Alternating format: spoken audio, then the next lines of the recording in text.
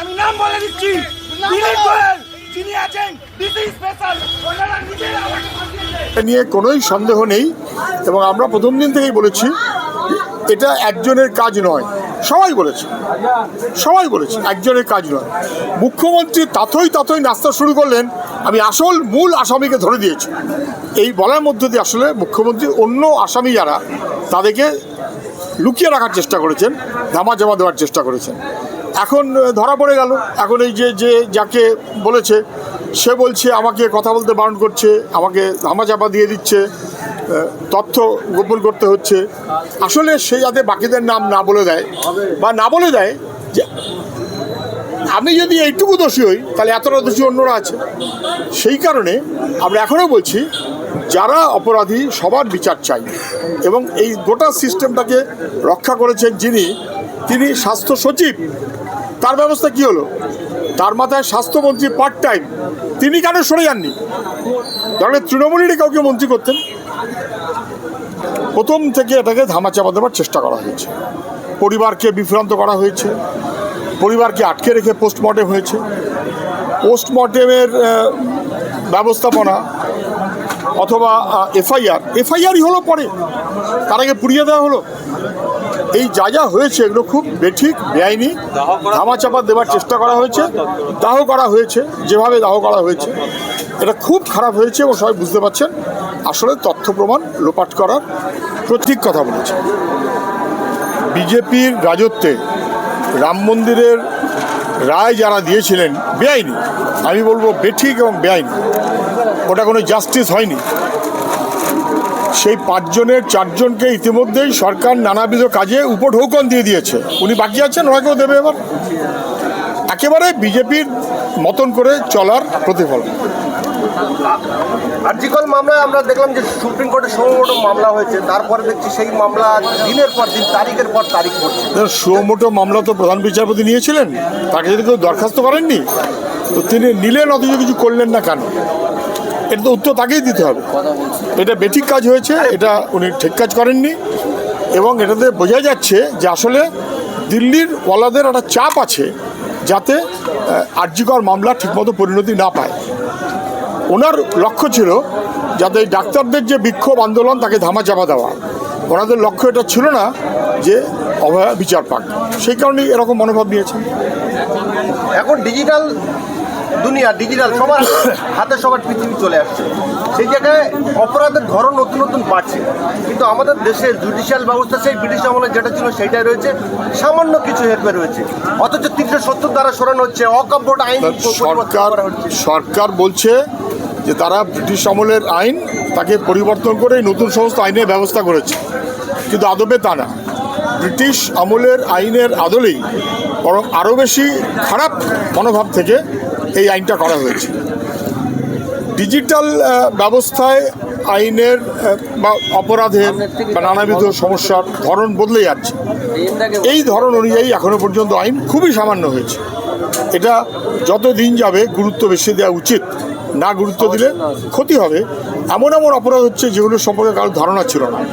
ফলে মাঝে মধ্যে সরকার অথবা বিভিন্ন কর্তৃপক্ষ সতর্কতা দিচ্ছেন, কিন্তু আইনি ব্যবস্থা এখনও পর্যন্ত হয়নি। সরকারকে দ্রুত বিশেষ মনোভাব থেকেই তা করতে হবে। আরজিকরে নির্ভয়ার যে ধর্ষণ এবং খুনের মামলায় জুনিয়র ডাক্তার এবং আপামর জনগণ বলেছে যে যেটা ঘটেছে একার পক্ষে সম্ভব না। ইতিমধ্যেই সঞ্জয় রায় তিনি কিন্তু হাইকোর্ট থেকে যখন বাড়ানো যে শিয়ালদা কোর্ট থেকে, তিনি কিন্তু বলেছে আমাকে ফাঁসানো হচ্ছে, আমার ডিপার্টমেন্টের লোক আমাকে ফাঁসানোর চেষ্টা করছে। দেখুন, এই তিলোত্তমা, অভয়, আমরা যে নামেই বলি না কেন, ঘটনার পর প্রথম থেকে এটাকে ধামাচাপা দেওয়ার চেষ্টা করা হয়েছে, পরিবারকে বিভ্রান্ত করা হয়েছে, পরিবারকে আটকে রেখে পোস্টমর্টেম হয়েছে। পোস্টমর্টেমের ব্যবস্থাপনা অথবা এফআইআরই হলো পরে, তার আগে পুড়িয়ে দেওয়া হলো। এই যা হয়েছে এগুলো খুব বেঠিক, বেআইনি। ধামাচাপা দেওয়ার চেষ্টা করা হয়েছে, দাহ করা হয়েছে, যেভাবে দাহ করা হয়েছে এটা খুব খারাপ হয়েছে এবং সবাই বুঝতে পারছেন আসলে তথ্য প্রমাণ লোপাট করার প্রচেষ্টা হয়েছে।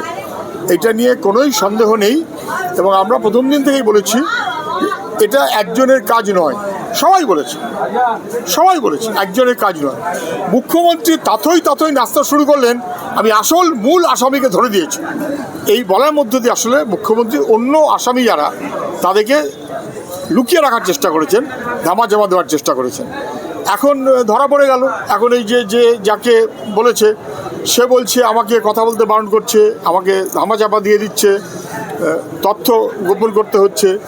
আসলে সে যাতে বাকিদের নাম না বলে দেয় বা না বলে দেয় যে আমি যদি এইটুকু দোষী হই তাহলে এতটা দোষী অন্যরা আছে।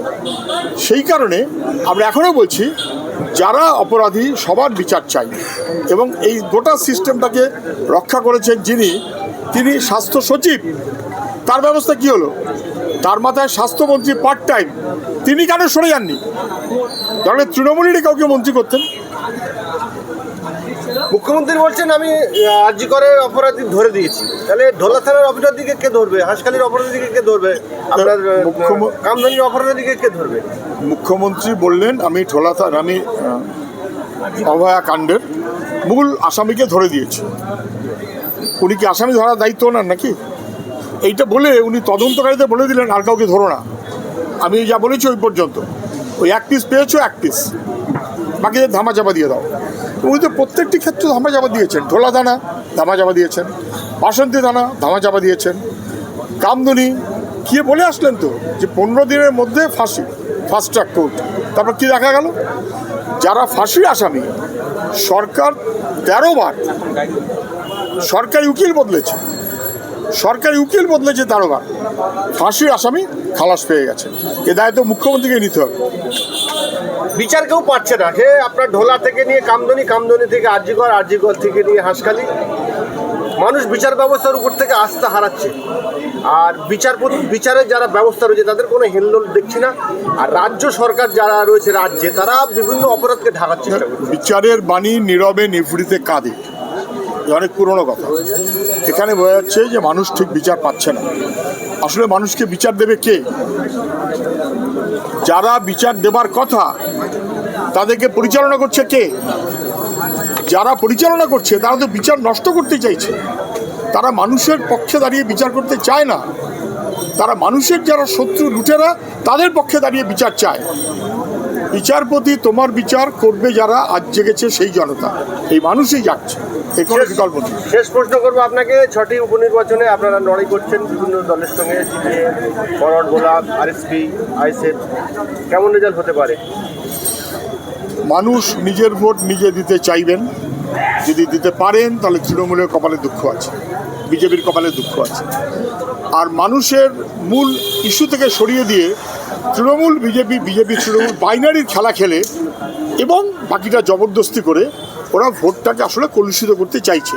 এটাকে ঠেকাবার ব্যবস্থা হবে এবং এটা তো ওরা ভয় পাচ্ছে বলেই এই হারোয়াতে এসে তৃণমূলের নেতা বলে যাচ্ছে টাকা দেবো না, আরেক রকম কথা বলে যাচ্ছে।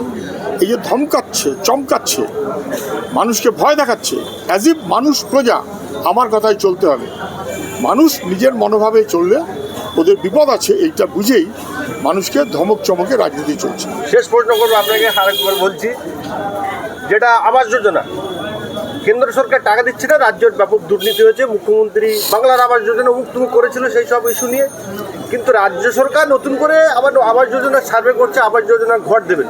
সেই আবাস যোজনা তো দুর্নীতি ক্যানিংয়ে একজন সিরাজউদ্দিন মণ্ডল নামে ব্যক্তি 5 জন তারা আবাস যোজনার টাকা ফর্ম ফিল আপ করেছিল, তাদের টাকা অন্য অ্যাকাউন্টে ঢুকে পড়েছে, কলকাতা হাইকোর্টে মামলা ছিল। আবাস যোজনায় প্রচুর কেলেঙ্কারি, প্রচুর।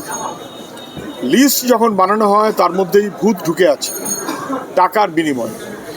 পরে যখন খতিয়ে দেখার কথা আসলো, মুখ্যমন্ত্রী বললেন আমি দারুণ কাজ করেছি। কী কাজ করেছেন? 17 লক্ষ নাম বাতিল করেছে। তাহলে 17 লক্ষ ভুয়ো নাম ছিল, বাতিল তো করলেন। ভুয়ো নামটা ঢুকিয়েছিল কে? কোন এমএলএ, কোন এমপি, কোন অফিসার? কোনো ব্যবস্থা নিয়েছেন? তাহলে দুর্নীতিকে রোধ করার কোনো মনোভাব মুখ্যমন্ত্রী দেখাননি। দেখালে 17 লক্ষ ভুয়ো নাম কারা ঢুকিয়েছিল তাদের বিরুদ্ধে ব্যবস্থা নেওয়া উচিত ছিল। তারপরে এখন আবার নানাবিধ প্রশ্ন উঠে গেছে এবং তারপরে সব লিস্ট থেকে বাদ দেওয়ার কথা সরকারই বলেছে। পরে মানুষ বলছে আরে আমি 40,000 টাকা দিয়েছি, দিয়ে আমার নাম উঠেছে, আমার নাম বাদ দেবে কেন? তৃণমূলের মধ্যেই অভ্যন্তরে গোলযোগ বেঁধেছে, এলাকায় বিক্ষোভ হয়েছে। এখন মুখ্যমন্ত্রী বলছেন না সব দিয়ে দেয় হোক। টাকা পাবে এই বিশ্বাস আপনি করবেন না। যারা টাকা পাবে তারা জানে তাদের ইতিমধ্যে 40,000 টাকা দিতে হয়েছে, বাকি টাকাটা যখন আসবে আবার তার থেকে অর্ধেক টাকা দিতে হবে। এটা লুটের ব্যবস্থা।